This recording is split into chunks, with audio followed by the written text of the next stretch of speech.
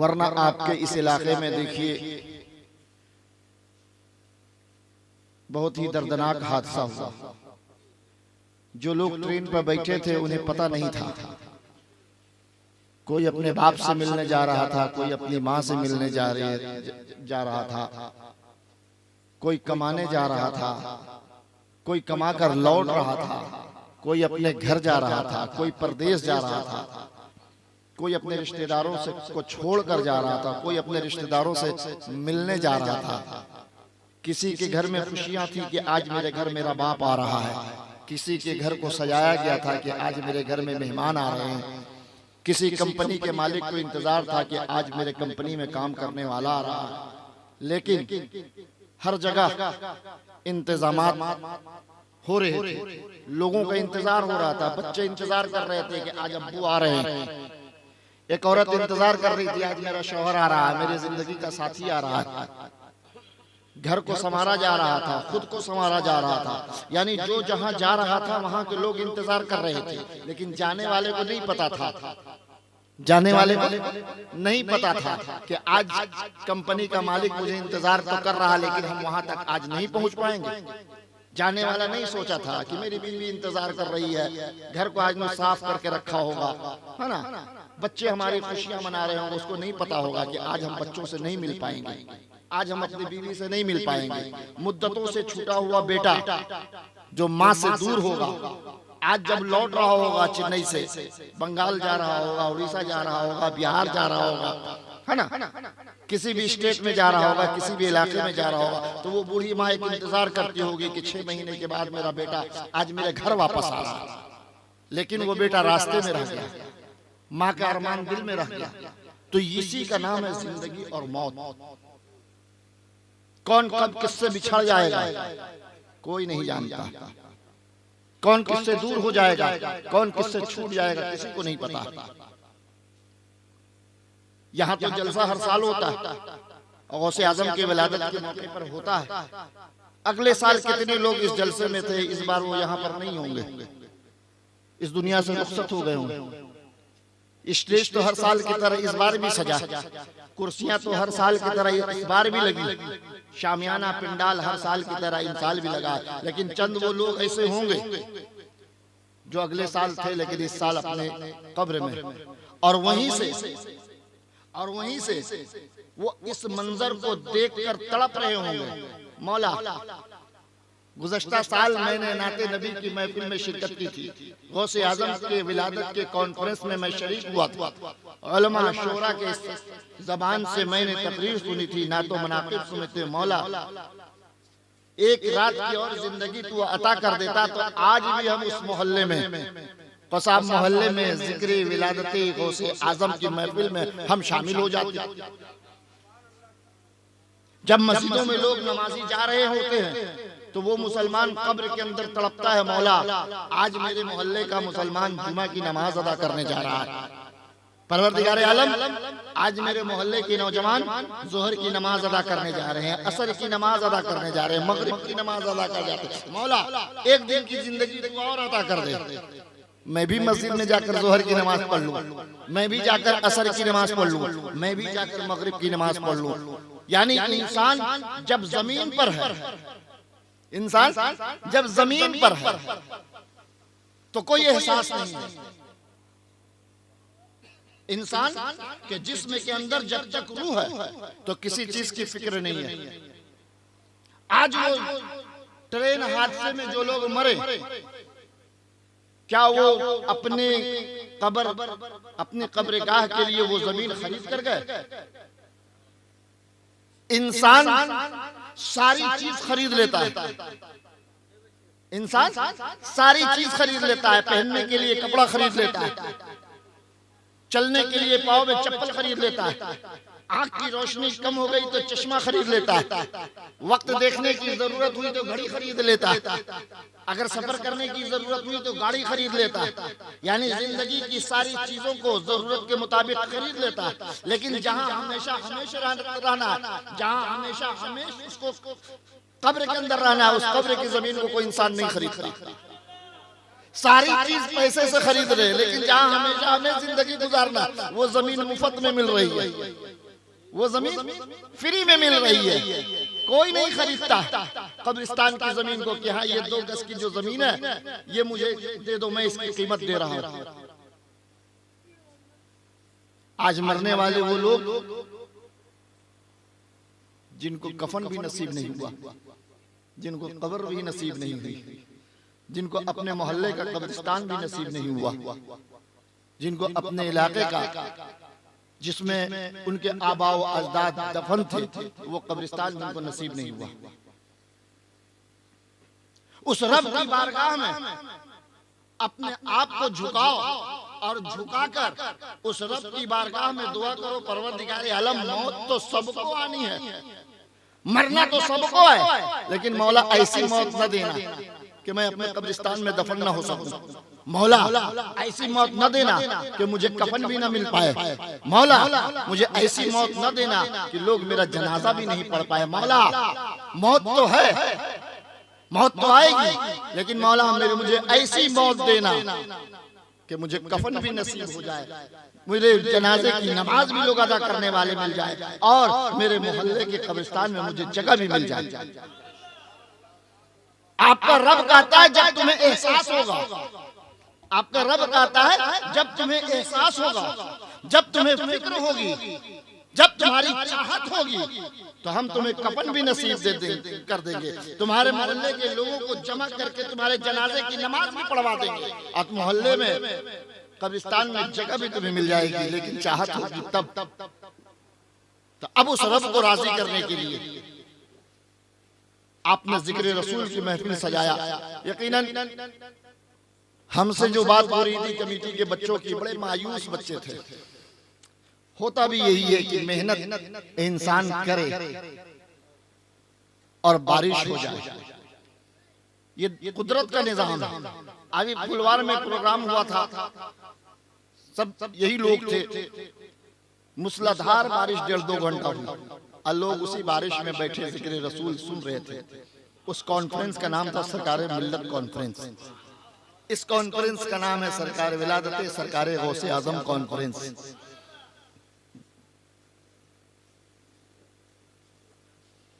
मौला अली से किसी ने पूछा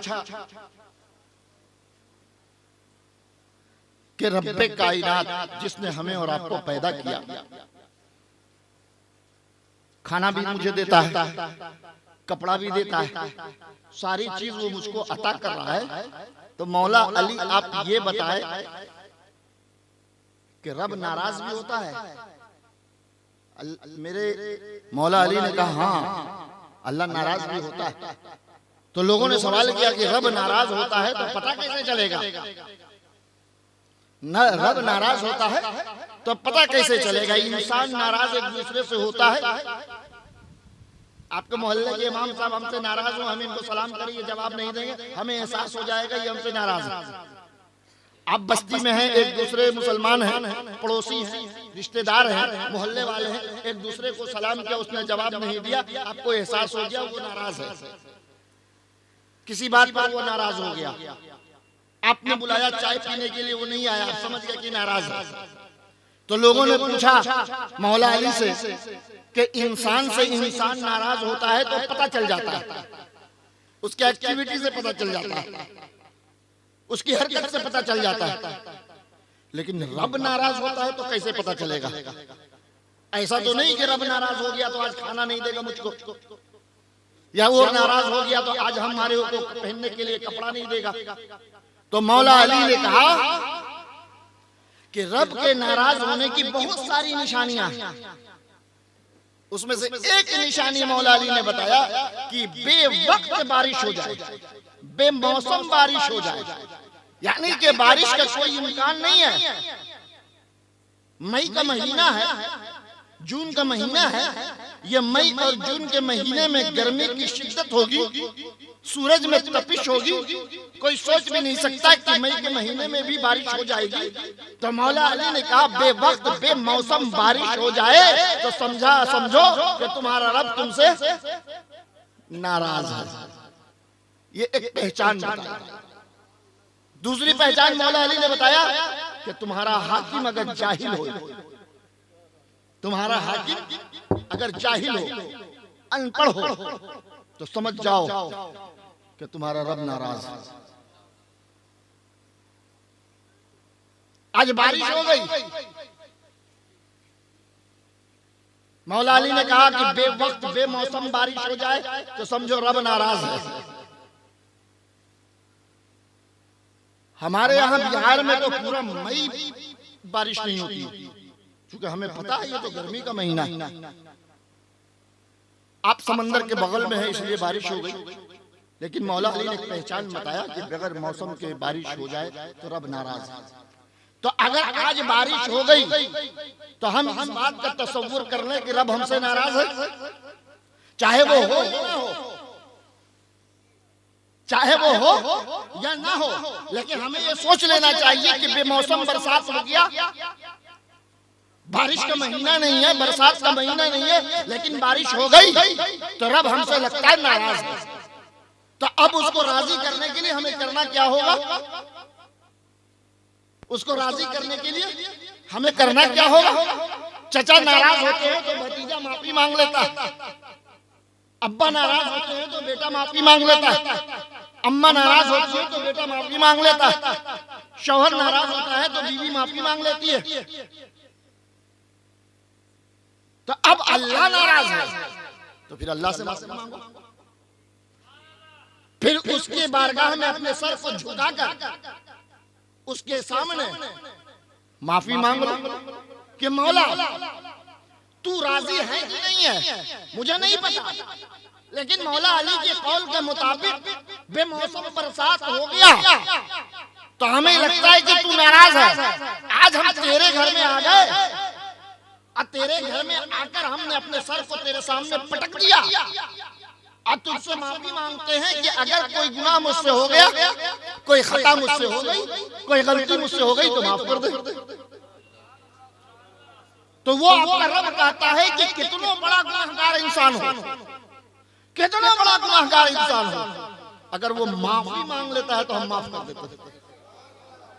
इंसान तो नहीं माफ करता, इंसान तो नहीं माफ करता, लेकिन आपका रब कहता है कि अगर मेरा बंदा गुनाह कर गया और उसको एहसास हो गया, उसको एहसास हो गया कि मैंने गुनाह कर दिया और माफी मांग लिया और तौबा कर लिया कि एक गलती मुझसे हो गई, रब मेरे मालिक मुझसे गलती हो गई, मुझे एहसास है कि ये गलती मुझको नहीं करनी चाहिए, लेकिन मौला इंसान है, गलती हो गई, लेकिन मुझे एहसास हो गया कि ये काम मुझे नहीं करना चाहिए। तो तेरे घर में आकर मैं माफी मांगता हूँ, आइंदा परहेज करूंगा, तौबा करूंगा कि मैं इस गुनाह को न करूं।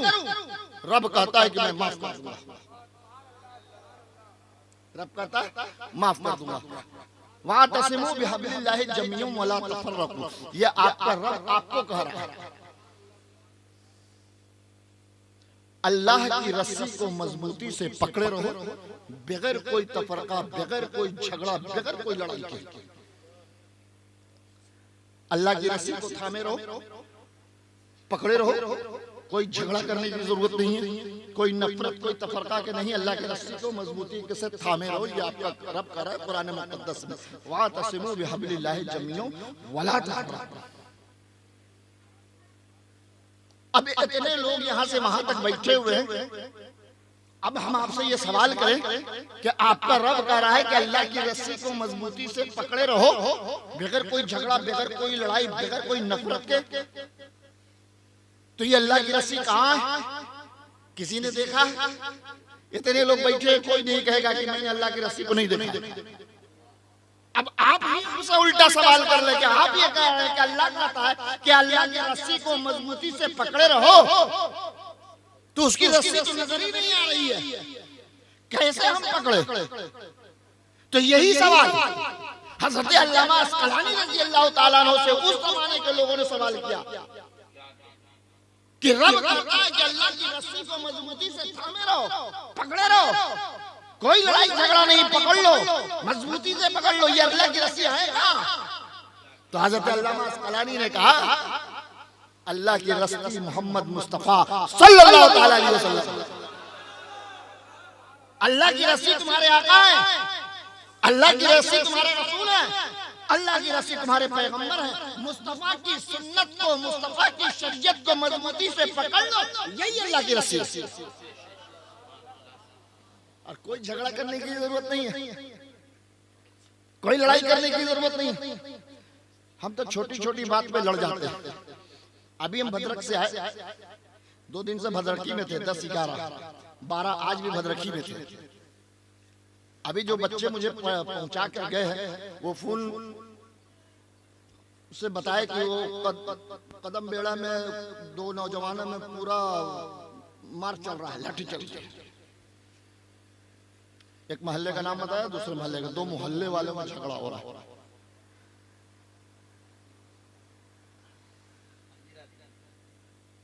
अभी 8-9 बजे मैं भी कहीं और था, बस इतनी सी बात होगी, खत्म हो गई। तो अब मुसलमान इस दुनिया पर सिर्फ झगड़ा ही करने के लिए आया है, लड़ाई करने के लिए मुसलमान आया, एक दूसरे की हड्डी तोड़ने के लिए आया। अभी हजारों लोग मर गए, उसके बाद भी मुसलमान को एहसास नहीं है, उसके बाद भी एहसास नहीं है कि हम झगड़ा और लड़ाई को छोड़कर उसके घर में सजदा रेज हो जाए। आज मुसलमान नाकाम है, बेकार है, लेकिन थोड़ी सी बात पर मुसलमान लड़ने के लिए, ये कसाम मोहल्ला है ना, यहाँ पर तो कसाम मोहल्ला के लोग होंगे मेरे ख्याल से, खासकर कमेटी के लोग तो है ना। मुहर्रम आ रहा है,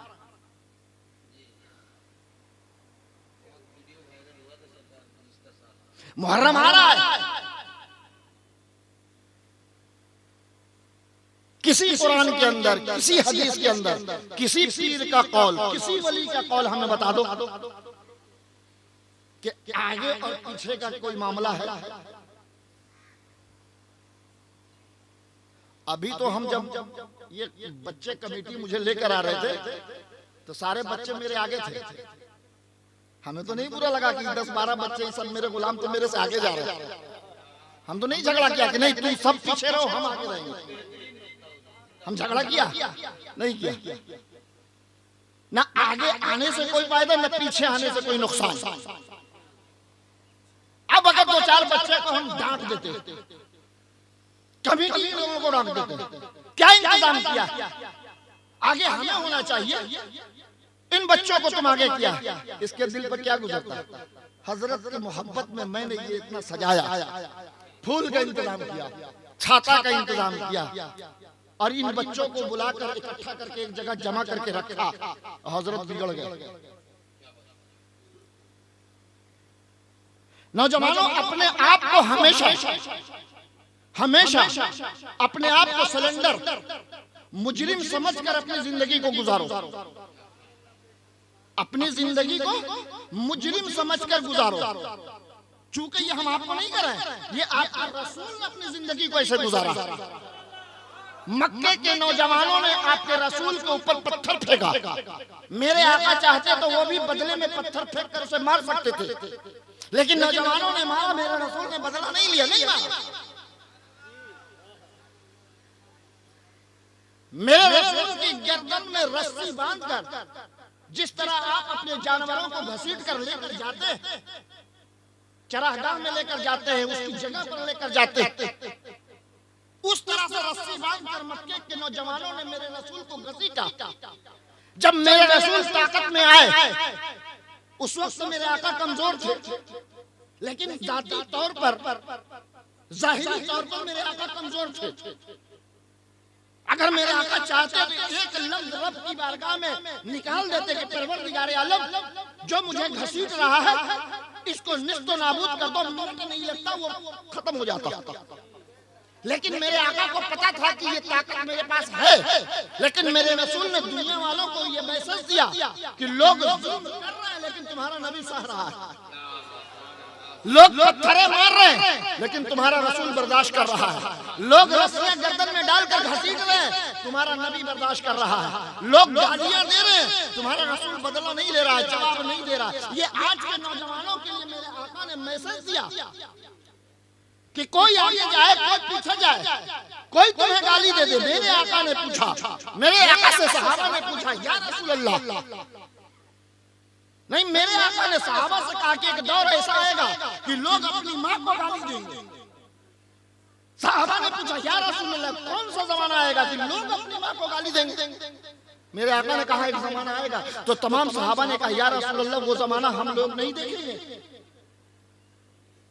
मेरे आका ने कहा, नहीं, वो जमाना तुम नहीं देखोगे। सारे सहाबा ने शुक्र अदा किया, परवरदिगार आलम, अच्छा है वो जमाना आने से पहले हम इस दुनिया से चले जाए। तो फिर सहाबा ने पूछा, या रसूल अल्लाह, लोग अपनी माँ को कैसे गाली देंगे? अपनी बहन को कैसे गाली देंगे? कैसे है लोग होंगे, कैसे बेशर्म लोग होंगे जो माँ पैदा करेगी उसी को गाली देंगे?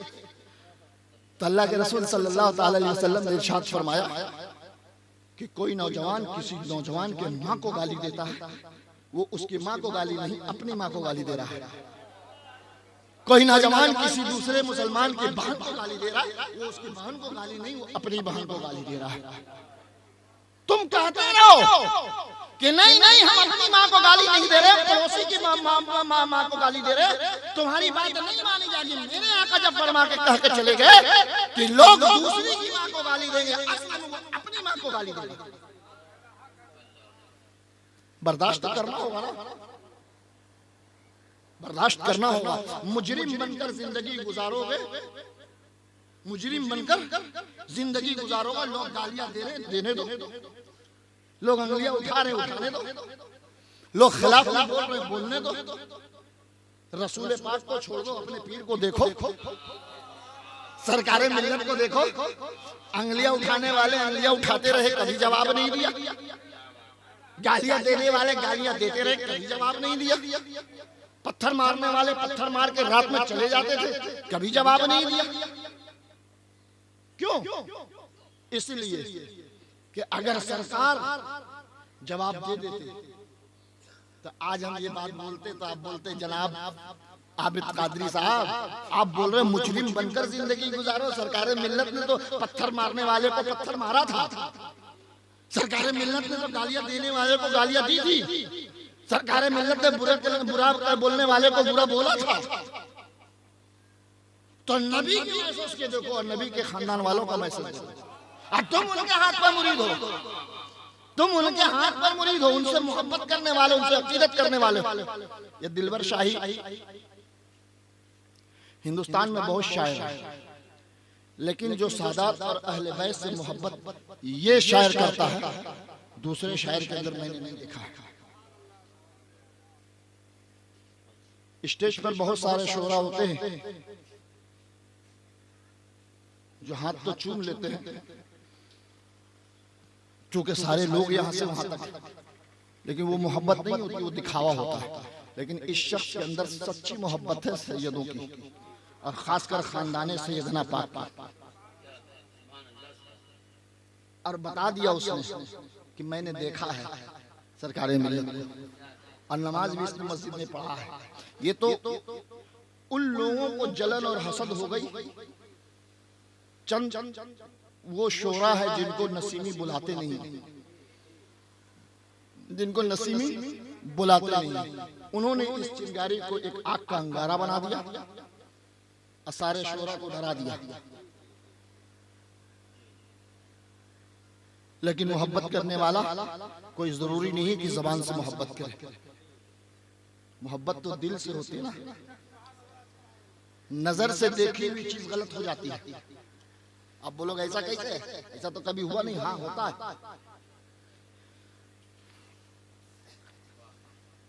नजर से देखी हुई चीज गलत हो जाती है।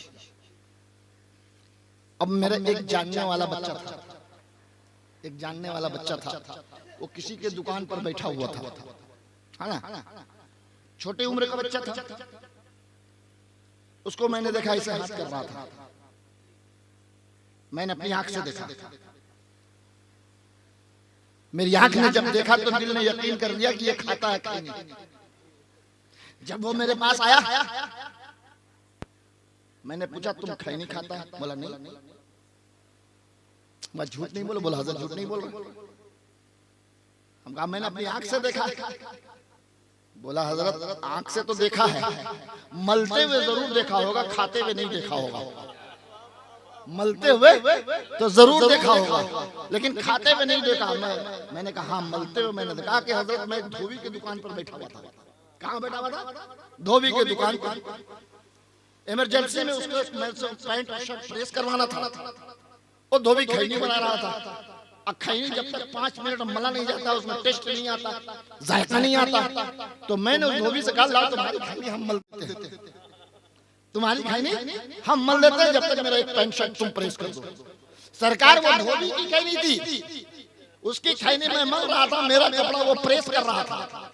जब वो मेरा कपड़ा प्रेस कर लिया, मैंने उसको खैनी दे दिया और हम चले गए। सरकार मैंने खाया नहीं है। मुझे यकीन हो गया उसी दिन से कि आंख का देखा हुआ भी सच नहीं होता।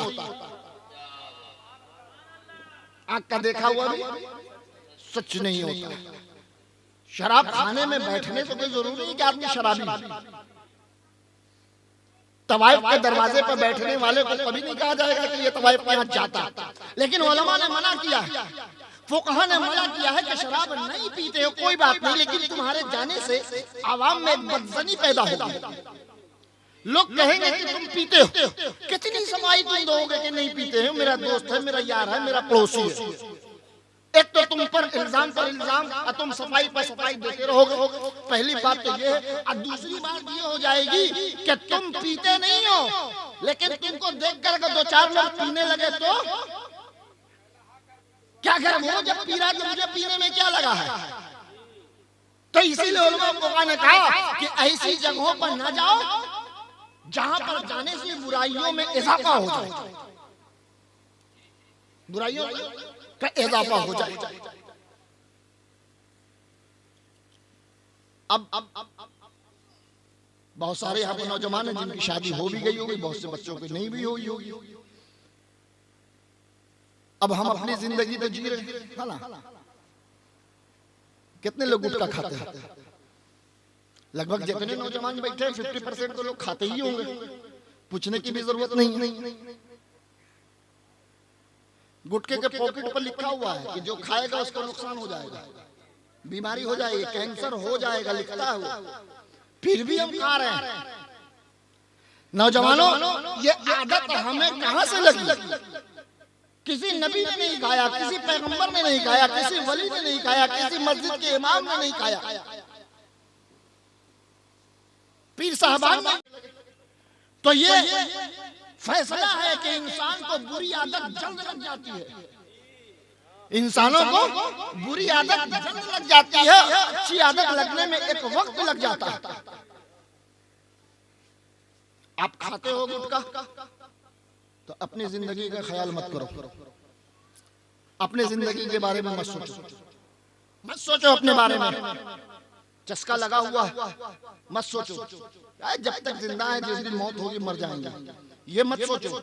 ये सोचो कि तुम किसी के बेटा भी हो, ये सोचो कि तुम किसी के शौहर भी हो, ये सोचो कि तुम किसी के बाप भी हो, ये सोचो कि तुम्हारी जिंदगी से कितनी जिंदगी जुड़ी हुई भी है। तुम्हारी जिंदगी से तुम्हारे बेटा की जिंदगी जुड़ी हुई है, तुम्हारी जिंदगी से तुम्हारी बेटी की जिंदगी जुड़ी हुई है, तुम्हारी जिंदगी से तुम्हारी बीवी की जिंदगी जुड़ी हुई है, तुम्हारी जिंदगी से तुम्हारे वालिद की जिंदगी जुड़ी हुई है, तुम्हारी जिंदगी से तुम्हारे वालिदा की जिंदगी जुड़ी हुई है, तुम्हारे जिंदा रहने से तुम्हारी बहनों की जिंदगी जुड़ी हुई है। तुम अगर इस दुनिया से चले गए, उस बहन को शादी कौन करेगा? वो बूढ़े की बाकी जिंदगी की परवरिश कौन करेगा? वो माँ जिसने तुम्हारी परवरिश की है। यहाँ पर कितने लोग बैठे हुए, हजारों माँ ऐसी हैं, एक दो नहीं, हजारों माँ ऐसी हैं जिसने अपने बच्चों की परवरिश की है दूसरे के जूठे बर्तन को धोकर। हजारों माँ ऐसी है जिसने दूसरे के घर के जूठे बर्तन को धोकर उसने अपने बच्चों की परवरिश की है। हजारों माँ ऐसी है जो दूसरे के घर में झाड़ू लगाकर, पोछा लगाकर, घर की सफाई कर अपने बच्चों की परवरिश की है। हजारों माँ ऐसी है जिसने दूसरे के घर में दाई और नौकरों का काम करके, नौकरानी का काम करके उसने अपने बच्चे के तन को छुपाया। कभी सोचा कि वो माँ जब हम कपड़ा पहनने के लायक नहीं थे, कमाने के लायक नहीं थे, एक पैसे के हम आदमी नहीं थे, मेरी माँ ने मेरी परवरिश की, दूसरे के जूठे बर्तन को धोकर, दूसरे के घर की सफाई कर, वो बाप जिसने मेरी परवरिश मई या जून के महीने में तपती हुई धूप के नीचे सर पे ईंटा उठाकर दूसरे की दीवार को उठाया, वो बाप जो मई या जून के महीने में जो आदमी धूप में 2 मिनट की शिद्दत को बर्दाश्त नहीं कर सकता, मेरा बाप 6 घंटा उस धूप में रहकर बजरी को, छड़ को उठाकर दूसरे के छत को डाला, तब जाकर मेरी परवरिश हुई है। तुमने कभी सोचा कि मेरा बाप दूसरे की नालियां साफ कर कुछ पैसा लाकर उसने मेरी जिंदगी को परवरिश की है? कभी ख्याल नहीं आता। कभी सीने में हाथ रख के सोचो कि जो तुम्हारा बाप है वो तुम्हारी परवरिश कैसे किया? किसी का बाप रिक्शा चला रहा है, धूप की शिद्दत में रिक्शा चला रहा, किसी का बाप टेम्पो चला रहा, किसी का बाप कुली का काम कर रहा, किसी का बाप मजदूरी का काम कर रहा है, और उसके बाद चंद पैसा लाकर अपने बच्चों की ख्वाहिशात को पूरी कर रहा है। यानी खुद को धूप में जला रहा है, खुद को रात में जाग रहा है, खुद को दूसरे के बोझ को सर पर उठा रहा है, खुद को एक दूसरे को एक मंजिल से दूसरी मंजिल तक पहुंचा रहा है, और वो पैसा लाकर अपने बच्चे को सुख और सुकून के साथ वो परवरिश कर रहा है। कभी सोचा? नहीं सोचा, नहीं सोच सकते। कैसा सोचोगे? हम तो ये सोचते हैं कि बाप की जिम्मेदारी थी, बाप ने कर दिया। लेकिन अब ये मत सोचो, तुम अब ये सोचो कि वो वालिद अब बूढ़ा हो गया, वो माँ बुरी हो गई है, अब उसको सहारे की जरूरत है।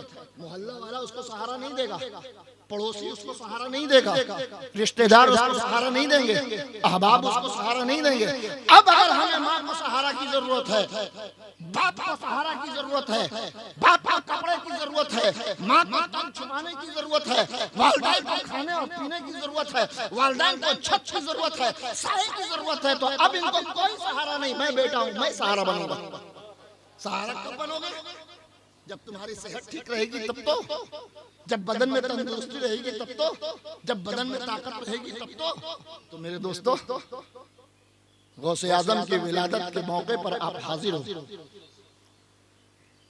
मैं बादशाह नहीं हूँ, अना कोतवाल हूँ, लेकिन इतना तो जरूर कर सकता हूँ कि तुम अपने माँ बाप के बेटा हो। हमारी जिंदगी का मत ख्याल रखो, अपने वालिदैन की जिंदगी का ख्याल रखो। कोई भी नशावर चीज का इस्तेमाल करते हो, कोई भी नशावर चीज, तो कितनी चीज नशे में होती है हमें तो पता नहीं, जो खाएगा उसको पता। लेकिन 2-5 चीज ऐसी हैं जिसके बारे में पूरे आमतौर से लोग जानते हैं। गांजा है, भांग है, ड्रग्स है, दारू है, शराब है, गुटखा है। अगर इन चीजों का आप इस्तेमाल करते हो तो ये गौसे आजम की विलादत की कॉन्फ्रेंस है, दिल पर हाथ रख के तौबा कर लो, तौबा कर लो। वालिदैन के लिए, शादीशुदा हो तो बीवी के लिए, बच्चे वाले हो तो बच्चों के लिए, और तौबा करके आज के बाद उन चीजों को छोड़ दो। यकीन जानो बदन में ताकत और कुव्वत हो जाएगी, तुम्हारे वालिदैन भी खुश हो जाएंगे, तुम्हारी बीवी भी खुश हो जाएगी, और तुम्हारे बच्चे भी खुश हो जाएंगे कि बाप मेरा दारू पीता था, आज उसने छोड़ दिया, बाप मेरा गांजा खाता था, आज उसने छोड़ दिया, बाप मेरा गुटखा खाता था, आज उसने छोड़ दिया, बाप मेरा जुआ खेलता था, आज उसने छोड़ दिया, बाप मेरा बुरा काम करता था, आज उसने छोड़ दिया। जलसा का मकसद तो यही है, जलसा का मकसद तो यही है कि कोई भी एक ऐसा शख्स हो जो एहसास दिलाए, कोई भी एक ऐसा शख्स हो जो मेरी रहनुमाई करे, मुझे बताए कि हम जिस रास्ते पे चल रहे हैं ये रास्ता सही है या गलत है। जलसा का मतलब यही है कि अगर गलत रास्ते पे चल रहे हो, किसी ने बता दिया और तुमको एहसास हो गया कि नहीं ये रास्ता गलत है, और तुमने छोड़ दिया, तो बोलने वाले से भी रब राजी हो गया, छोड़ने वाले से भी रब राजी हो गया। बारगाह खुदाबंदी में यही दुआ कि आज की इस कॉन्फ्रेंस को उसने कामयाब बनाया। बारिश होने के बाद भी, मौसम खराब होने के बाद भी, हम एक से एक मोहल्ले के बारे में कमेटी के लोग सोचते हैं ये कमेटी के लोग क्या सोच रहे थे कि पानी हो गया, मेरा जलसा खराब हो गया, तो हम किसके बारे में सोच सकते हैं? सिर्फ अपने ही बारे में तो सोच सकते हैं, लेकिन वो आपका खालिक है, वो आपका मालिक है, वो आपका पैदा करने वाला है, वो सबके बारे में सोचता है। वो किसी एक मोहल्ले के बारे में नहीं सोचता है, वो पूरी कायनात के बारे में सोचता है। शिद्दत की गर्मी है, लोग परेशान हो रहे हैं, जानवर नदी तालाब के पास जा रहा है, पानी नहीं मिल रहा है, उसको जिंदगी जीने के लिए वो कैसे पानी पिए? तो रब सारी मखलूकात को देखने के बाद फिर ये फैसला करता है कि आज बारिश कर देना, आज बरसात कर देना, आज बारिश को जो है दुनिया पर गिरा देना है। क्यों? इसलिए कि इंसान गर्मी से परेशान हो रहे और परिंदे पानी से के लिए परेशान हो रहे, इसलिए बारिश हो गई। राहत उसको भी मिल गई और कामयाबी हमें और आपको भी मिल गई कि मौसम ठंडा था। इतना शानदार और जानदार ये कॉन्फ्रेंस हो गई, तमाम शोरा ने नातो मनकबत पढ़ लिया, जो लोग आए वो भी पढ़कर चले गए, हमारी भी हाजिरी हो गई, आपकी भी हाजिरी हो गई। बारगाह खुदावंद में ये दुआ, अल्लाह तबारक व तआला हमें और आपको अपनी बंदगी में साबित कदम रखे। व आखिरु दावाना अनिल हम्दुलिल्लाहि रब्बिल आलमीन। सलाम पढ़िएगा, हाथ पढ़िए, 3:30 हो गया। मुस्तफा जाने